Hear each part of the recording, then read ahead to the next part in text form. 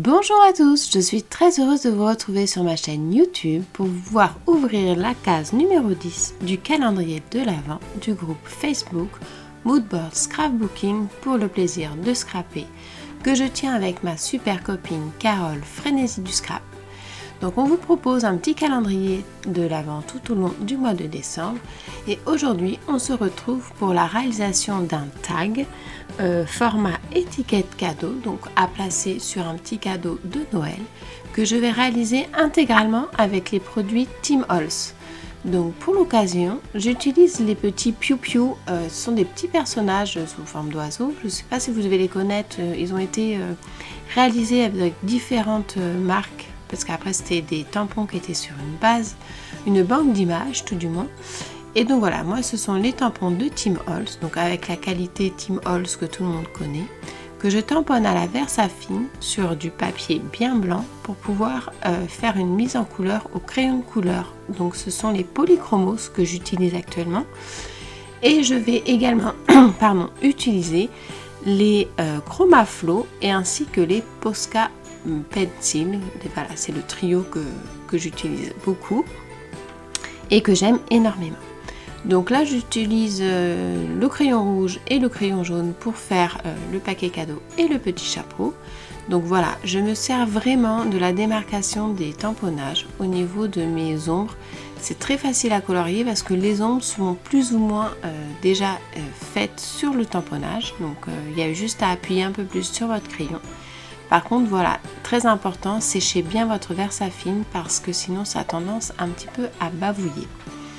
Donc pour le petit Piou Piou, je fais une base, donc là c'est le Posca Pencil que j'utilise. Je fais une base vraiment intégrale sur toute la surface de mon tamponnage, auquel j'appuie un peu plus au niveau des démarcations pour les ombres. Ensuite je prends le Chromaflow, toujours dans les tons jaunes, mais un peu plus soutenu que le Posca. Et j'appuie encore davantage sur les ombres pour vraiment faire un beau jeu de lumière sur ma colorisation. Ensuite, étant donné que c'est un papier, vous voyez qu'on voit un petit peu le grain, je prends un autre crayon et je fais dans l'autre sens, c'est-à-dire je fais un coup de droite à gauche et un coup de haut en bas, voilà, pour pouvoir croiser mon mouvement de colorisation et que tout mon papier soit bien recouvert de jaune. Le petit bec, je le fais en orange et les yeux en bleu. Ensuite, je fais la petite cravate en rouge et jaune assortie au petit chapeau.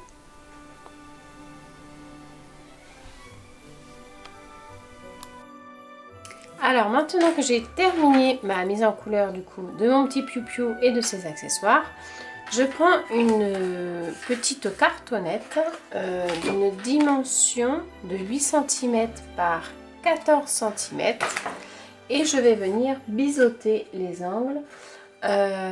Donc je vais les biseauter et je vais faire comme ça. Hop. Voilà. Je le reprends, je le tourne, je le mets de l'autre côté.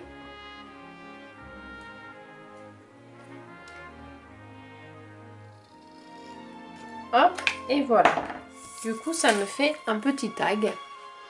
Donc, je vais prendre le centre de mon tag. Donc, je vais me mettre, on va dire, à 5,5. Que je vais mettre un petit point au centre. Donc, 2,7, je vais mettre à peu près. Comme ça, je vais faire un petit trou pour pouvoir mettre ensuite mon ayé, puisque c'est une étiquette pour un petit cadeau.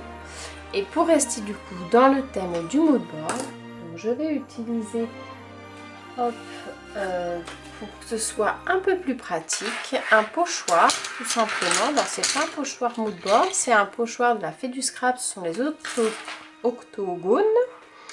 Et je vais venir donc faire mon fond comme ceci.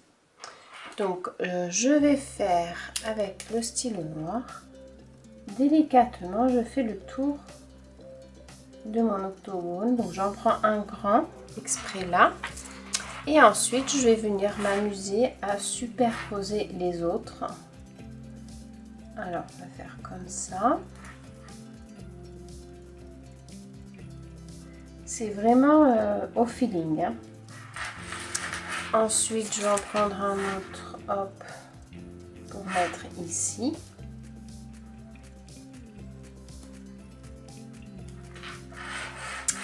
Je vais en prendre un petit pour mettre là.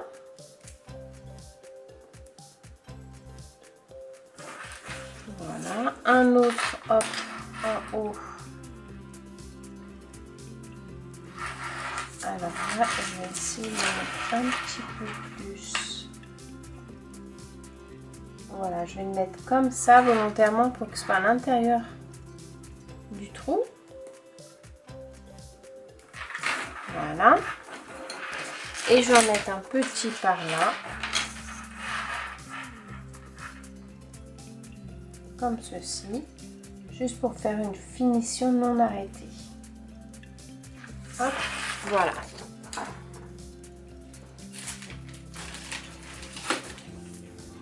Donc ensuite, ce que je vais faire, c'est que je vais plus ou moins, voilà, ça c'était prévu que je le mette comme ceci. Le petit chapeau par là. Hop. Le petit cadeau là.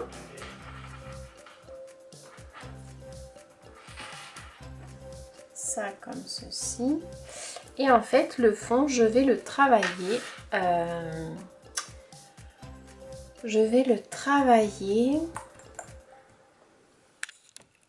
Donc j'ai pris mon support en dessous parce que bon, il est un petit peu crassou, mais il fait encore son affaire. Je vais travailler le fond avec le Distress. Donc j'avais envie de partir sur quelque chose d'assez flashy. Je vais trancher, donc je vais prendre du rose. Du rose avec du violet. Violet comme ça. Donc ça, c'est très facile à utiliser. En fait, vous faites des petits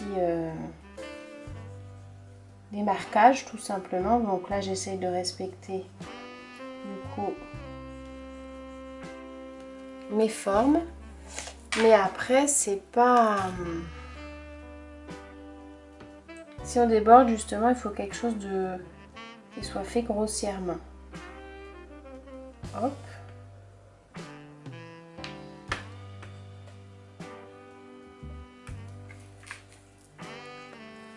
Voilà. Ensuite, je prends de l'eau.